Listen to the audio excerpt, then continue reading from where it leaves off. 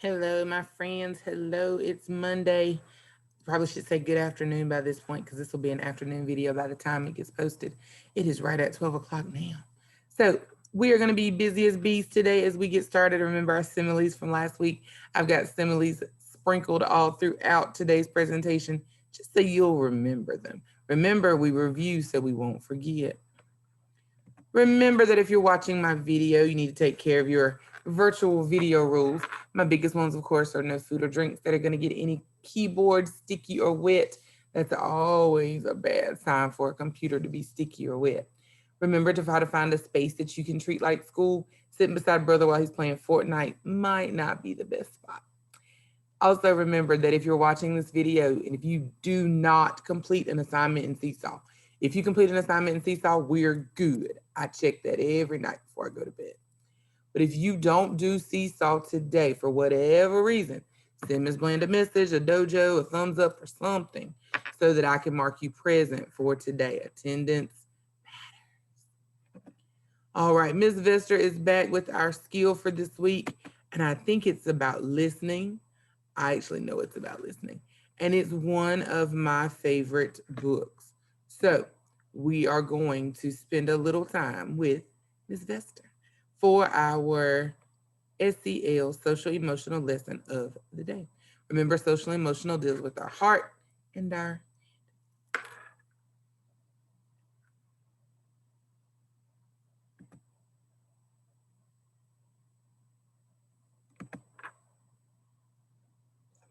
Hello, and welcome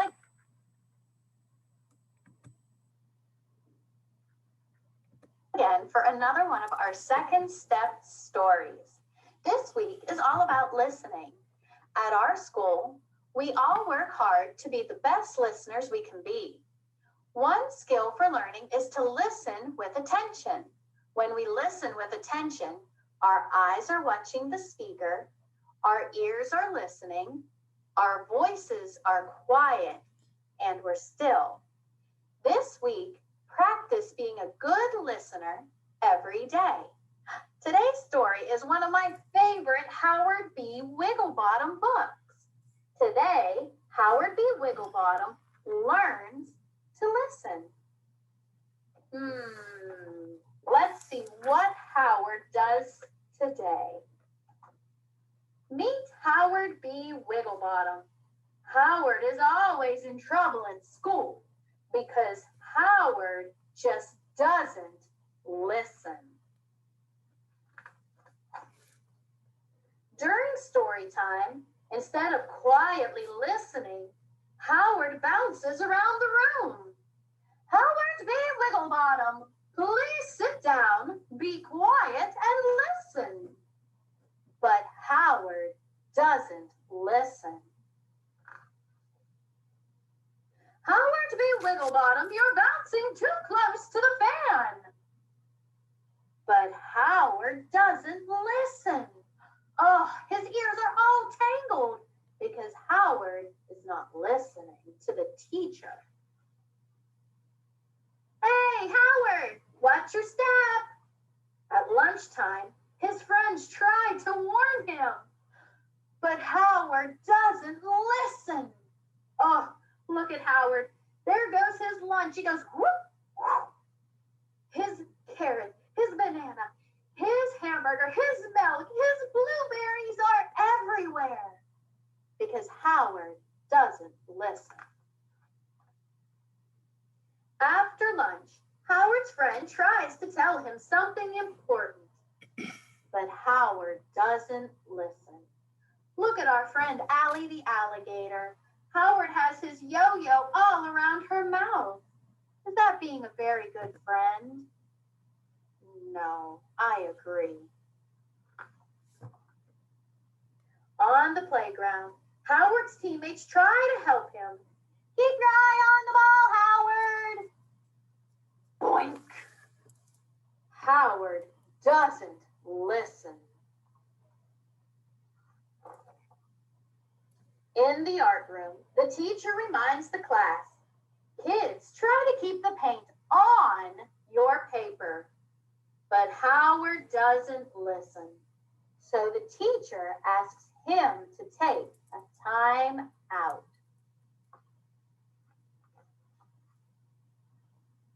He feels sad. Howard does not like being alone and in trouble.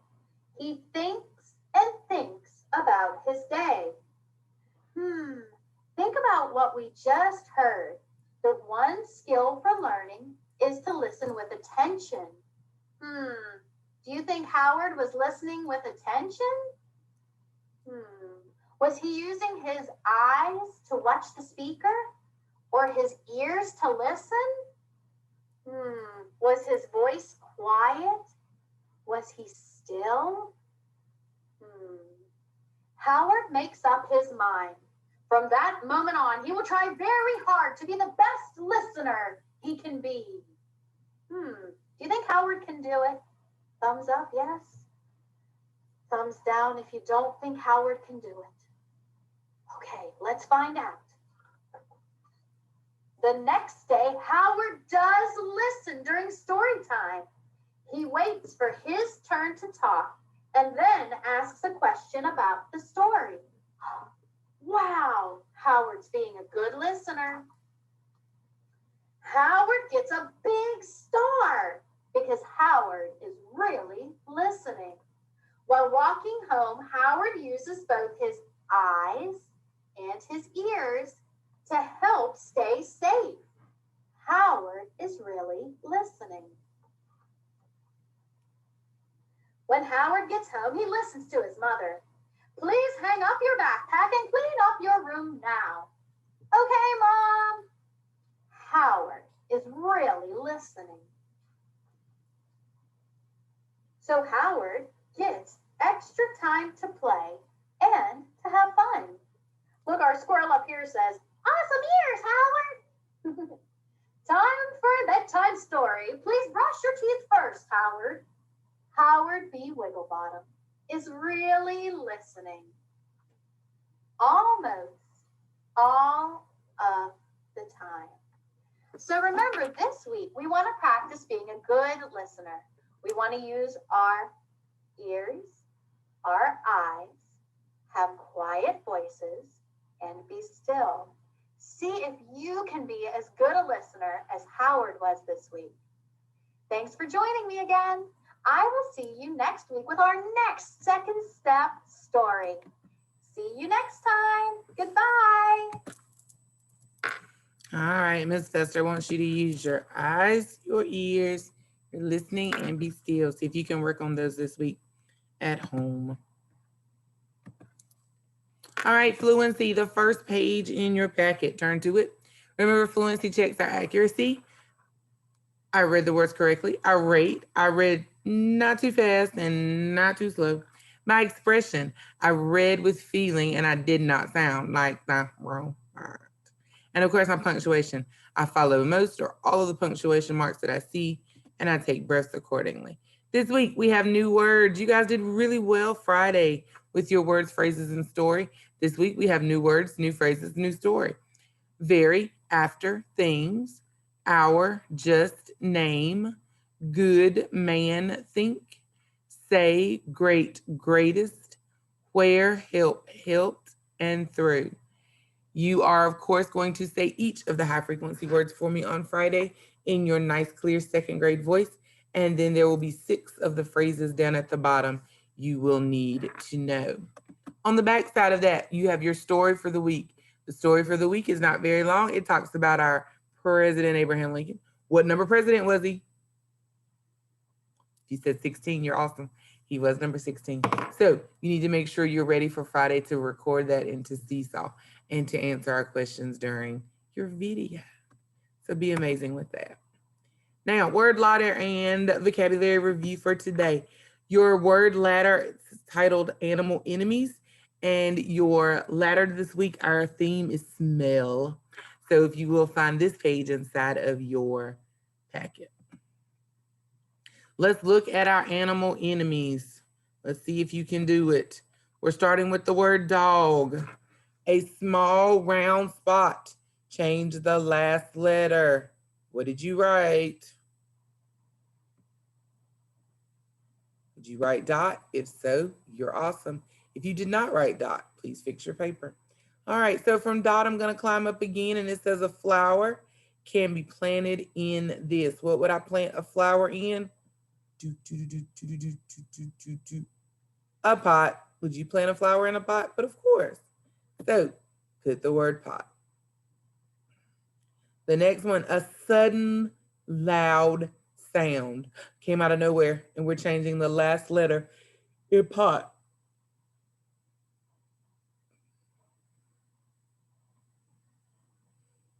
Did you say pop? If so, awesome job. If not, fix your paper. The opposite of bottom. If I'm not at the bottom, I'm at the, change the first letter. Bum, ba-da-dum, bum, bum, bum, bum, bum. Top. If you did not write the word top, fix your answer.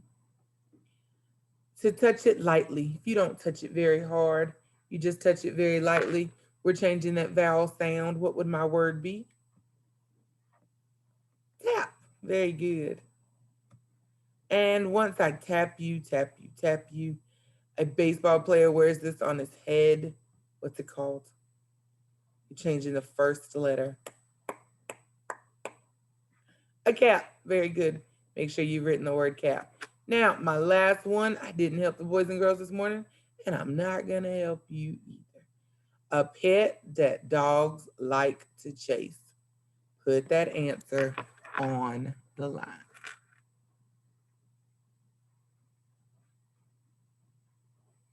Awesome. Now, let's look at our vocabulary activity for this week. We are dealing with smells, and we've got 5 words that talk about smell. Mild, stinky, pleasant, sweet, and rotten. And we want to talk about putting them in order from the worst to the best smells. So pause here and see if you can put them in the order from the best to the worst smells. Unpause when you're ready. All right, you're back. Let's see. The stinkiest of mild, stinky, pleasant, sweet, and rotten is bum, bum, bum, bum, rotten. If something is rotten, ooh, it's just awful. It makes you, you gotta get rid of it.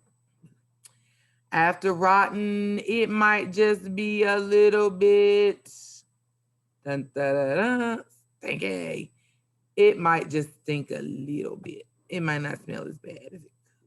It just stinks a little. The next one after stinky, it might just be a little stinky, but it could also be very mild.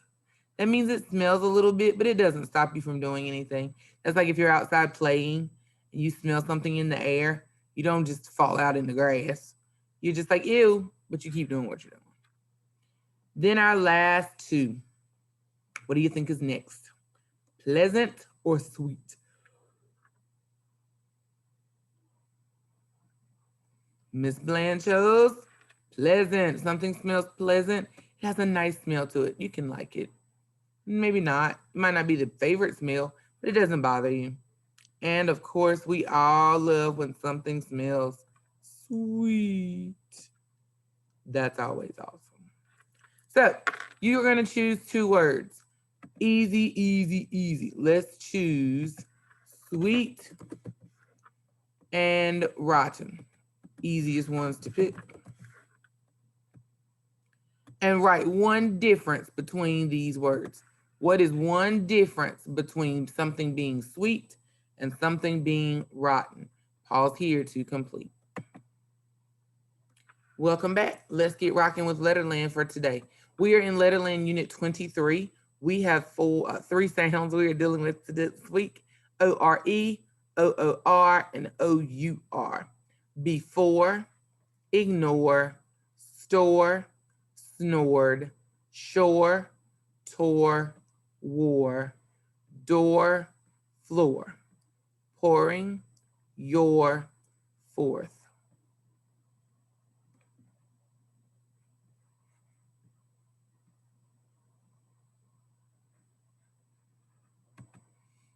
Let's review.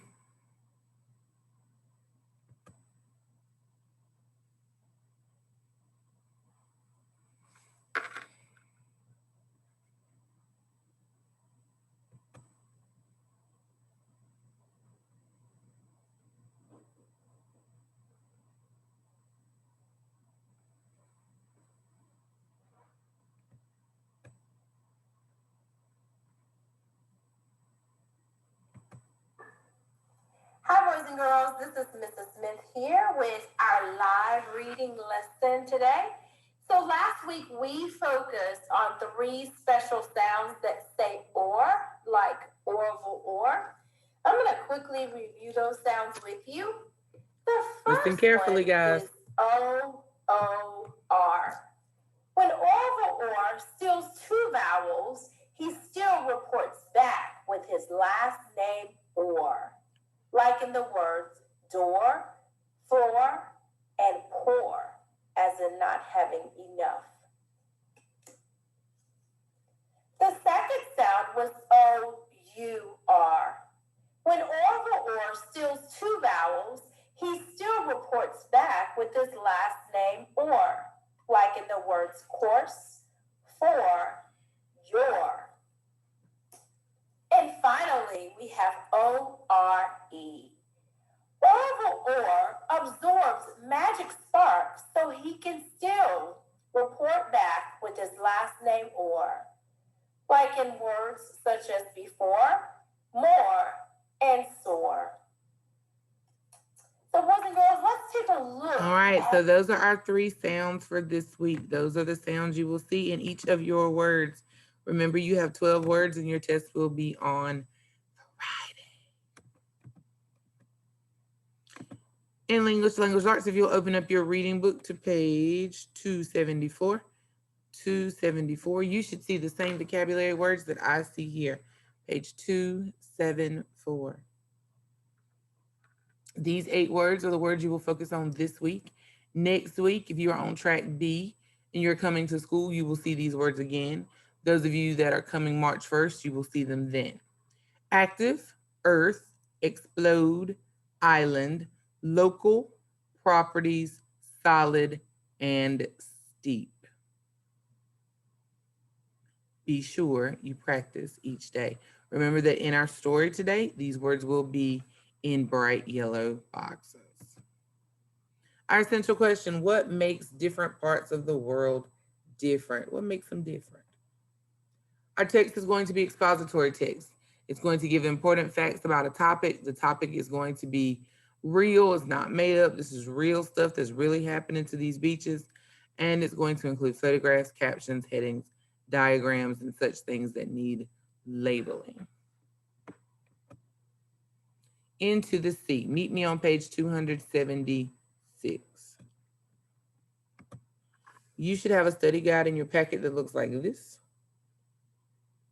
We will use the study guide. I will walk you through it as we go through each question. And then at the end, I will show you a completed study guide in case you have things that you need to correct or change on your own paper. So looking up at the top, let's start there. You have your 8 vocabulary words: active, earth, explode, island, local, properties, solid, and steep. If you will, please go through your story. It's only 2 pages. And turn 4 pages. It's only 4 pages. Turn back and forth. Find what page number each of your words is on. And write that number small inside of the box with that word. Pause here to complete.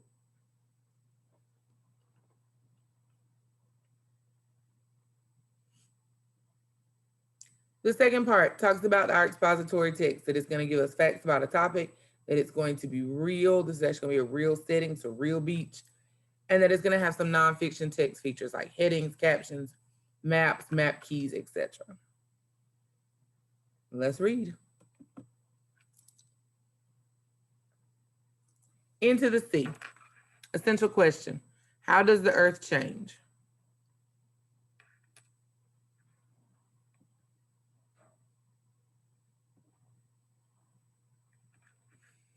What is erosion? Have you ever made a sandcastle at the beach? You should be following along in your book with your finger.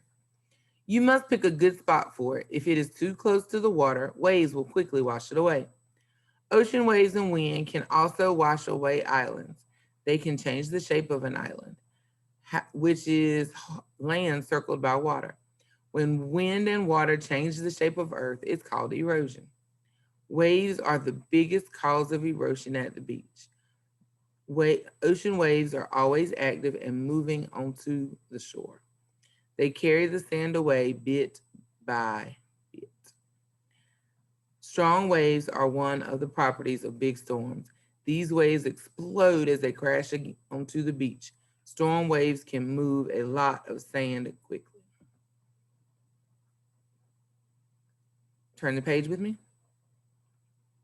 And then move your book. Actually, let's go back. We'll do questions for that page first. So let's look. First question said, how does thinking about what can happen to a sandcastle help you better understand what erosion is? Think about what happens to the sandcastle. How is that erosion? What happens? Down at the bottom, we've got a cause and effect box. You're going to tell me about ocean waves are always active and moving onto the shore. Tell me 2 ways that affects what happens on the shore.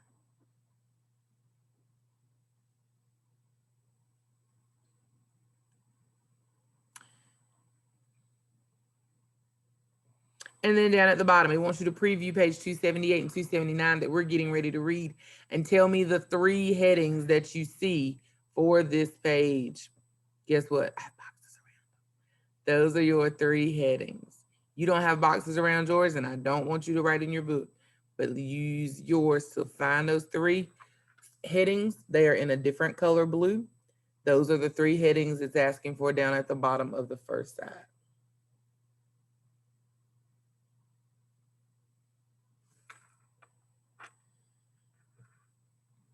All right, let's read page 278 and 279. Erosion of beaches. Some people build houses near the ocean. Waves take away the sand between the houses and the sea. As the beach disappears, the water gets closer to the houses and other solid buildings on the beach. Some buildings can even be washed away. Ooh, that's dangerous. Erosion of rocks. Erosion also happens on steep, rocky cliffs or sharp slopes. First, waves smash into the bottom of the cliffs. Then they carry away tiny pieces of rock. Over time, many small pieces of rock wash away from the bottom of the cliff. This makes the top of the cliff weak. The cliff can crumble and fall into the sea. Stopping erosion. That's something we need to work on doing. Some local communities work to stop erosion to nearby beaches. These small towns have seawalls of large boulders or rocks. The rocks can be placed in a row in the sea. When the waves hit the seawall, they slow down. That's huge. Remember that. The waves can't pull sand away. Some of the towns make rules about building on the beach. New buildings must be far away from the water. Then they won't wash away like the sandcastle. Let's look at side 2. Tell me, what was the cause? Some buildings are washed away. What caused the buildings to be washed away? Waves smash into the bottom of the cliffs. What happens because they run to the bottom of the cliff? Small pieces of rock wash away from the bottom and take the top cliff weak. They made it so weak. We saw that tree. We saw how they had lost so much of their beach and ocean. That tree is barely hanging on. It is definitely barely hanging on there. I don't think that's going to be much longer. And the third one, small pieces of rock wash away from the bottom and make the top cliff work. What did it make work? He ain't going to tip. Check and see. It did tell you. All right, so you'll answer those cause and effect questions. What are the effects of building a seawall in the sea? What reason? What is the effect? Why do we need the seawalls? Why are these seawalls important? And then our last one talks about some comprehension with some context clues with vocabulary. Let's look. The cliff can crumble and fall into the sea. What does crumble mean in that sentence? Write it on the line. Some local communities work to stop erosion of several.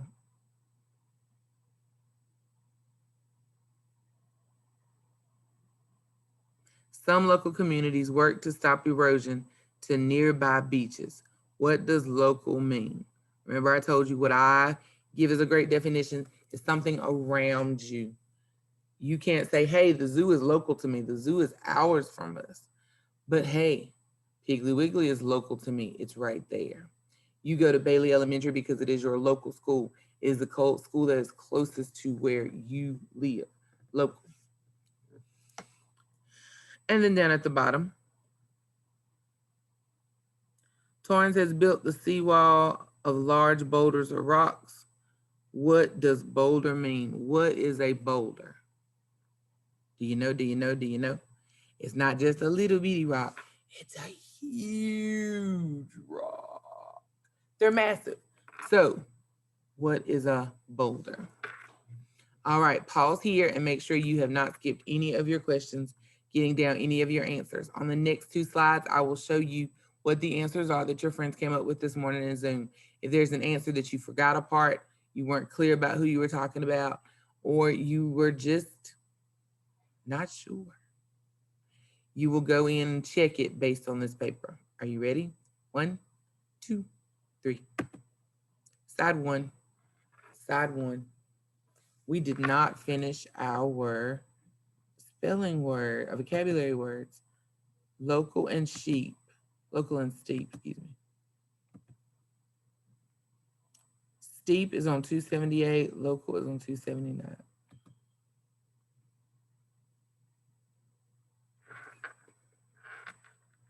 Make sure you fill those in. I left them all, 278 and 279.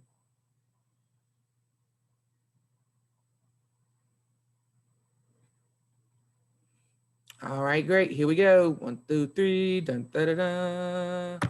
First page. Check your answers. Pause here to see if there's anything you'd like to add or change. You do have to do the question at the bottom. I did not do it. The boys and girls did it themselves. Erosion of beaches, erosion of rocks, and stopping erosion do need to go on that bottom line.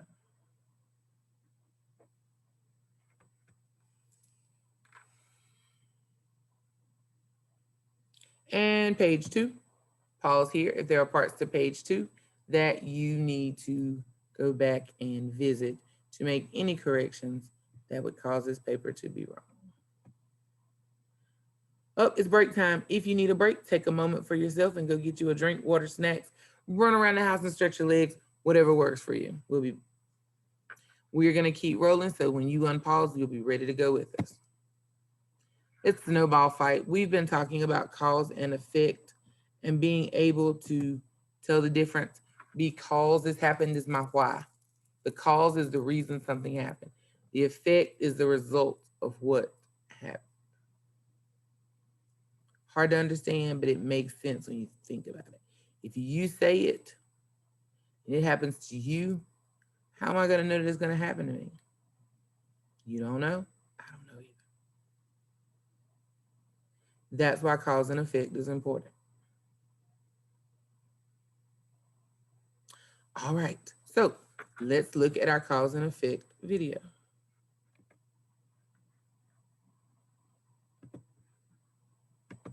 Just a couple of examples I want to share so that you'll have one stuck up here just in case you need it. Sorry guys, somebody was in my room. I'm trying to carry on a conversation and answer a couple questions. It's a lot going on around here to get you guys back in. Writing assistant. Sorry. Grammarly can rewrite full sentences to make sure your message comes through clearly. It can detect and format key information, so every... Hi friends, today's lesson is all about cause and effect. Our learning goal for today says, I can find cause and effect connections. As you're reading, you want to be looking for different connections. Cause and effect is when something happens. There's always a reason why. Let me show you. The cause is the reason. It's the why.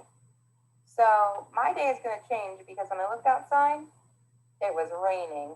Oh man, I wasn't planning on that. The effect is what happens. It's the result. Well, because it was raining, it's definitely going to change my day. So I'm going to have to bring my umbrella. Rain changes everybody's day. I'll get all wet. The cause is the reason or the why the effect happens. Let's see if we can find some causes and effects. Let's look at one more. Two more, I Okay, think it is. so let's see. Oh, I came home yesterday with a whole barrel of apples. How Don't they awesome. look delicious? Well, that's the result. That's what happened. I had a whole car full of apples. Now, how did I get all those apples? Well, I need to think about the cause. I got the apples because I went apple picking with my friend Charlie. Great reason. So the reason why I have so many apples in my car is because I went apple picking. That's a good connection. Would I have the apples if I hadn't gone apple picking? Probably not. What about, oh no, Not the my shoes. shoes are untied. Look at the Oh, shoelaces. that would explain the reason why. What could happen if my shoes are untied? Think about what would happen if your Oh, shoes are untied. no. I fall. Oh, I love it. So untied shoes definitely relates to good slips and falls. It'll be so important to keep your shoes tied. All right, inside of your package, you have a page that talks about the snowball fight. It was winter, the snow fell, and it was very cold. Tim and Mark put on their mittens and boots and went outside to make snowballs. Jan and Barb did the same. Jan ran out to throw a snowball, but she was not fast enough. Mark saw her and threw one first. It hit Jan and knocked her down. You are looking for another cause and effect to go here and another cause and effect to go here. Pause here to complete or complete on the end. It's math time. Today, we're going to talk about being able to solve addition for 4 add-ins. We're going to be adding up to 4 numbers that are going to come to a total within 200. So not only are we going to be adding 4 numbers, but our answers are going to be bigger than 100. They're going to be as large as 200. So let's start with a good opening review question that's going to show what we're working on this week. There are 38 apples, 16 bananas, 24 peaches, and 12 pears. Phew, in the fruit basket. It's a giant fruit basket. How many pieces of fruit are in the basket? Pause here and try to figure it out.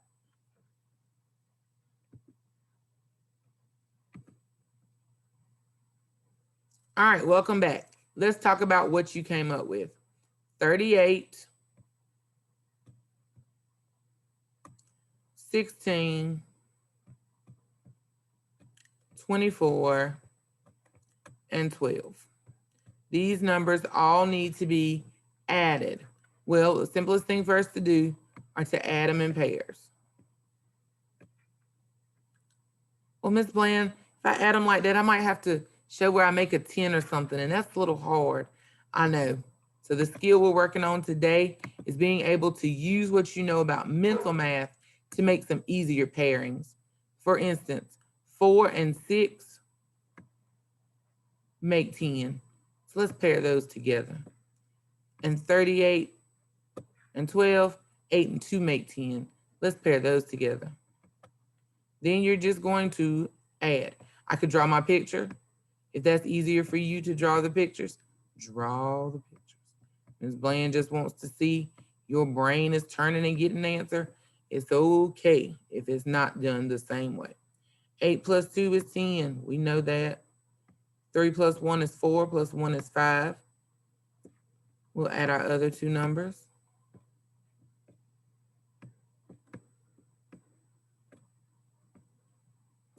6 plus 2 is 8. 6 plus 1 is 7. Now I'm going to add those 2 numbers together to get my final sum.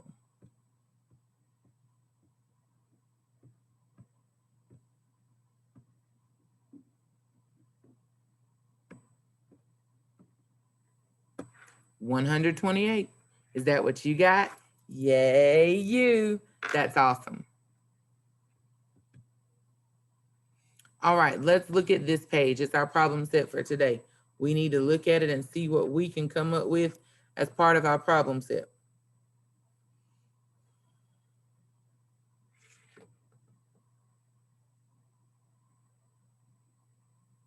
We are going to be adding 3 and 4 numbers.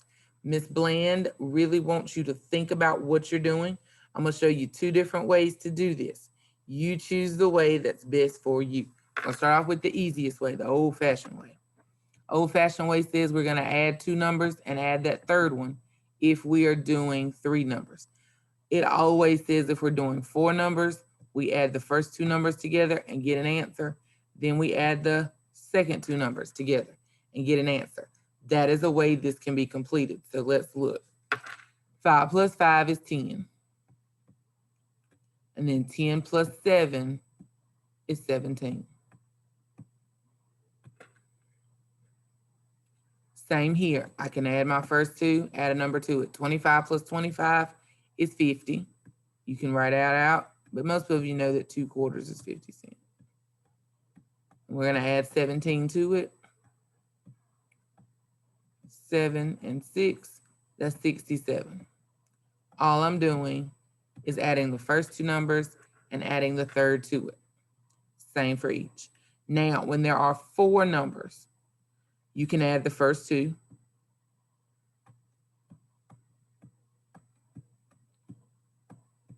And then you can say that 6 plus 14 is 20.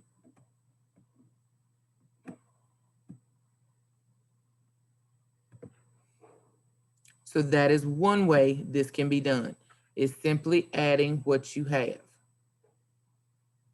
Even when it comes to your bigger numbers, I do suggest you turn them the other way. Set it up to add one problem, set it up to add the second problem.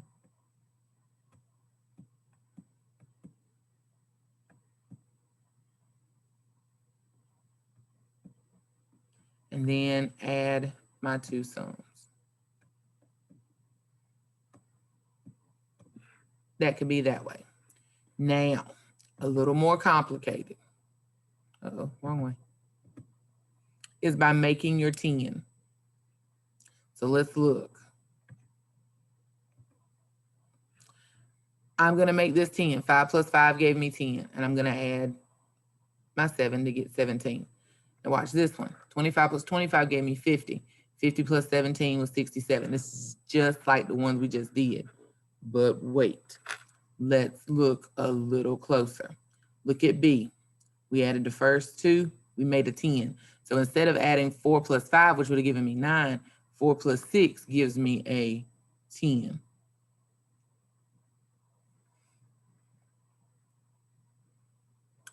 Then look what happens when we add that 2 and 4 to the beginning of the number. So here we go. I already know that 4 and 6 gave me 10. So there's my 10. 30, that 3 represents 30, and 20. 30 and 20 gave me 50.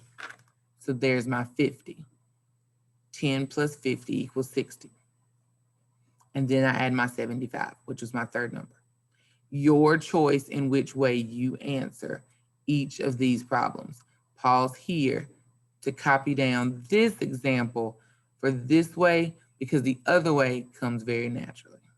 So pause here to get this down as your model for completing your homework page.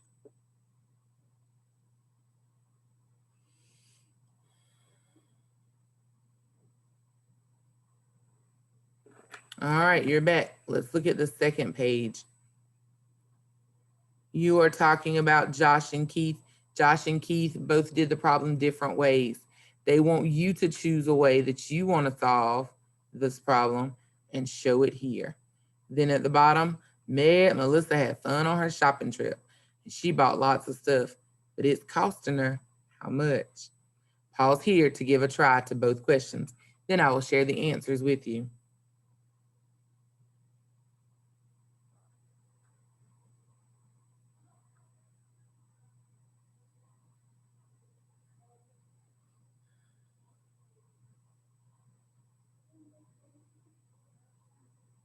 All right, you're back.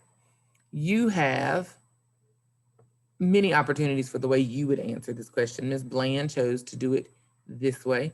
May not be the way you did it, but it was the way I chose. Your way may still be right as long as you came up with the answer of 161. So no matter what your method was or what numbers you added first, if your answer is 161, yay you. You're awesome. That's great. Looking down at the bottom, did you tell me that Melissa spent $80? If you did, yay you. You're exactly right. Pause here to make any corrections that you need to make.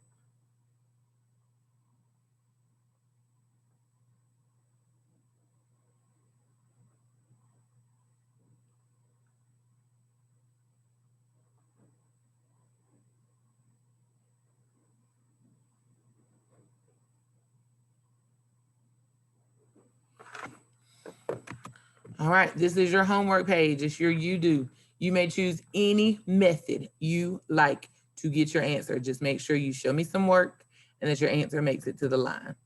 Same thing here. We're talking about some soccer teams and they've got points. Your job is to add together the colors that it tells you for A, B, and C.